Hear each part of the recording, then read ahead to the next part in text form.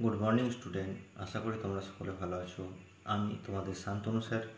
আজ ক্লাস 8 রায়মার্টিন প্রশ্ন বিচিত্রা 2025 সালে একটি জিওগ্রাফি পেজ তোমাদের সামনে তুলে ধরলাম। রায়মার্টিন প্রশ্ন বিচিত্রা 295 পাতায় রয়েছে। স্কুল হচ্ছে বেনাচাপা দেউলিয়া উচ্চ বিদ্যালয়, Bankura mission girls high school.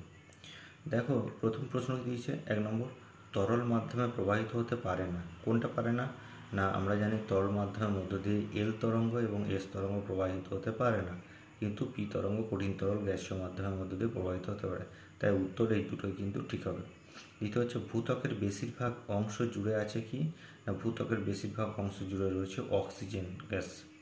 3 নম্বর হচ্ছে, পৃথিবী পৃষ্ঠের গড় তাপমাত্রা কত? পৃথিবী পৃষ্ঠের গড় তাপমাত্রা প্রায় 15 ডিগ্রি সেন্টিগ্রেড। 4 নম্বর, গুরুমণ্ডলের ক্রোফেসীমা ও নিফেসীমার মাঝে কোন বিযুক্তি রয়েছে? ক্রোফেসীমা এবং নিফেসীমার মাঝে রয়েছে রেপিত্তি বিযুক্তি রেখা।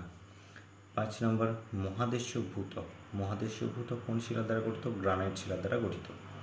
6 নম্বর, পৃথিবীর অভ্যন্তরে কেন্দ্রমণ্ডল স্তরটি প্রায় 3500 কিলোমিটার পুরু। অ্যাকচুয়ালি 3470 কিলোমিটার হওয়ার কথা, ওই জন্য প্রায় 3500 কিলোমিটার লিখলেও হবে। 2 বাক্যগুলি শুদ্ধ আর অশুদ্ধ। শুদ্ধ হলে রাইট চিহ্ন এবং অশুদ্ধ হলে ক্রস চিহ্ন দিচ্ছে। ভুটানের প্রধান ভাষা হলো কি? না, ভুটানের প্রধান ভাষা হচ্ছে জাংতা। খুব ইম্পর্টেন্ট প্রশ্ন। দ্বিতীয়ত কি? না, মূল্যবান রত্ন হিসাবে শ্রীলঙ্কার পদ্ম রাগমণি খ্যাতি পৃথিবী জোড়া।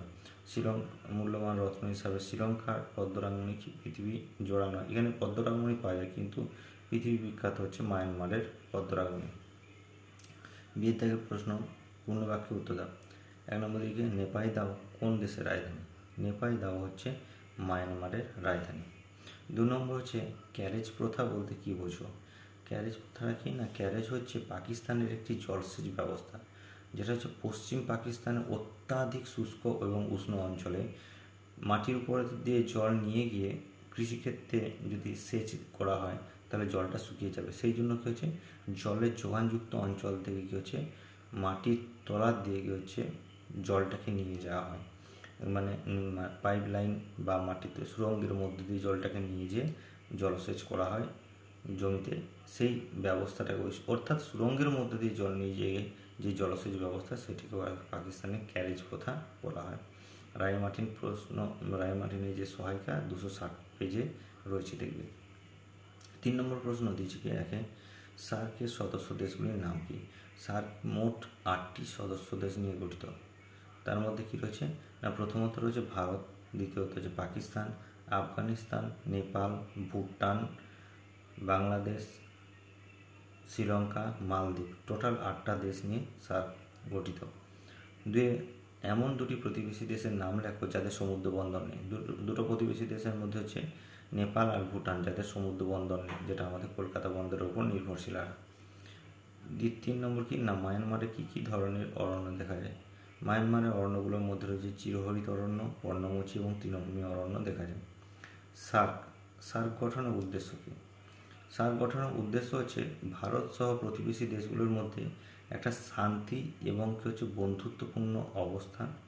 দ্বিতীয়ত কী বলা যেতে পারে, বিভিন্ন যে প্রতিবেশী, ভারতের যে প্রতিবেশী দেশগুলো রয়েছে তাদের মধ্যে অবাধ বাণিজ্য ঘটানো, সম্প্রসার ঘটানো, প্রতিটি দেশের অর্থনৈতিক মানের উন্নয়ন ঘটানো, আর শিক্ষা এবং সংস্কৃতি সম্প্রসারণ ঘটানো, এবং হচ্ছে সৌভ্রাতৃত্ববোধ গঠন করাই হচ্ছে সার্কের মূল উদ্দেশ্য। 4 প্রশ্ন দিয়েছে, দেখো 4 এগুলো 3 নম্বর প্রশ্ন। উদাহরণসহ আগ্নেয়গিরির শ্রেণীবিভাগ। তোমরা সকলে জানো যে সক্রিয়তার ভিত্তিতে আগ্নেয়গিরিকে প্রধানত 3টে ভাগে ভাগ করা হয়: সক্রিয়, সুপ্ত এবং মৃত।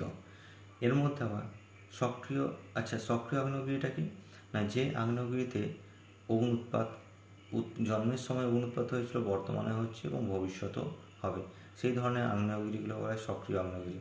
এই সক্রিয় আগ্নেয়গিরিকে 2টি ভাগে ভাগ করা হয়। একটা হচ্ছে অবিরাম সক্রিয় আগ্নেয়গিরি, আর হচ্ছে সবিরাম সক্রিয় আগ্নেয়গিরি। অবিরামটা কি? না, যেসব আগ্নেয়গিরি উৎপত্তিকাল থেকে বর্তমান কাল পর্যন্ত এখনও অনবরত অনুৎপাত হয়ে চলেছে থাকে, অবিরাম আগ্নেয়গিরি বলা হয়ে থাকে। যেমন ইটালির ভিসুভিয়াস। আবার কি হচ্ছে সবিরাম আগ্নেয়গিরি, সবিরাম সক্রিয়, যে সমস্ত সক্রিয় আগ্নেয়গিরিগুলি উৎপত্তির সময় অগ্নুৎপাত হয়েছে এবং নির্দিষ্ট সময় ছাড়া ছাড়া অগ্নুৎপাত হয়ে চলেছে তাদের বলা হয় কি সবিরাম সক্রিয় আগ্নেয়গিরি, যেমন হচ্ছে ইটালির স্ট্রমলি। এরপর হচ্ছে সুপ্ত আগ্নেয়গিরি। সুপ্ত আগ্নেয়গিরিটা কি না, যেসব আগ্নেয়গিরিতে উৎপত্তির সময় অগ্নুৎপাত হয়েছিল, বর্তমানে অগ্নুৎপাত হয়নি কিন্তু ভবিষ্যতে অগ্নুৎপাত হওয়ার একটা সম্ভাবনা রয়েছে, যেমন হচ্ছে ভারতের জাপানের ফুজিয়ামা হতে পারে, বা ভারতের ব্যারেনটাকেও বলা যেতে পারে। আর কি রয়েছে মৃত আগ্নেয়গিরি। 3 নম্বর কি বলবো, মৃত আগ্নেয়গিরি। মৃত আগ্নেয়গিরি কি না, যেসব আগ্নেয়গিরিতে উৎপত্তির সময় অগ্নুৎপাত ঘটেছিল, বর্তমানে কোনো অগ্নুৎপাত হয়নি এবং ভবিষ্যতে অগ্নুৎপাত হওয়ার কোনো আশঙ্কা নেই বা ভবিষ্যতে অগ্নুৎপাত হওয়ার সম্ভাবনা নেই, সেই সমস্ত আগ্নেয়গিরিকে বলা হয় মৃত আগ্নেয়গিরি। যেমন হচ্ছে মায়ানমারের পোপো। এটা হচ্ছে তোমার 3 নম্বরের প্রশ্ন, ভালো করে লিখে আসবে। 2 প্রশ্ন, ভূমিকম্পের কেন্দ্র এবং উপকেন্দ্র কাকে বলে? ভূমিকম্পের কেন্দ্র কি না, পৃথিবীর অভ্যন্তরে ঠিক যে স্থানটি থেকে ভূমিকম্পের উৎপত্তি হয় সেই স্থানটিকে বলা হয় ভূমিকম্পের কেন্দ্র। এই কেন্দ্রের কয়েকটা বৈশিষ্ট্য লিখতে হবে। কেন্দ্র কোনো একটা বিন্দু নয়, কেন্দ্র একটা নির্দিষ্ট ক্ষেত্রকে চিহ্নিত করে।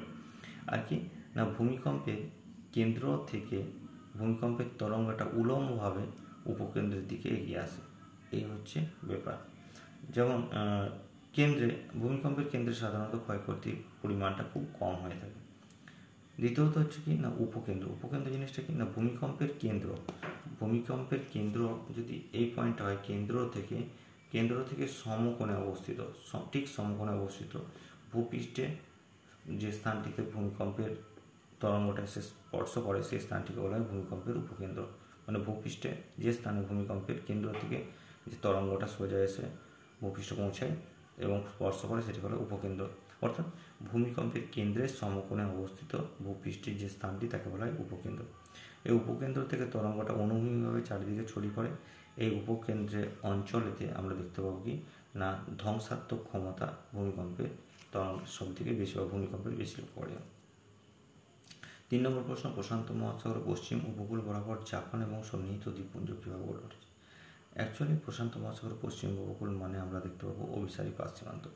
এই অভিসারী পাত সীমান্তে প্রশান্ত মহাসাগরীয় পাতের নিচে কী হচ্ছে, প্রশান্ত মহাসাগরীয় পাতটা কী হচ্ছে ভারী হওয়ার জন্য নিচে প্রবেশ করছে এবং এখানে ইউরেশীয় পাতটা হচ্ছে উপরে অবস্থান করছে, যার ফলে এই অভিসারী পাত সীমান্ত বরাবর অগ্নুৎপাত হওয়ার পর কী হচ্ছে ম্যাগমা সঞ্চিত হয়ে জাপান এবং সন্নিহিত দ্বীপপুঞ্জগুলো গঠিত হয়েছে। এরপর আসি 4, ভূমিকম্পের প্রাথমিক বা পি তরঙ্গ, দ্বিতীয় পর্যায় বা এস তরঙ্গের মধ্যে পার্থক্য। প্রাথমিক তরঙ্গটা কি না, ভূমিকম্পে যে তরঙ্গ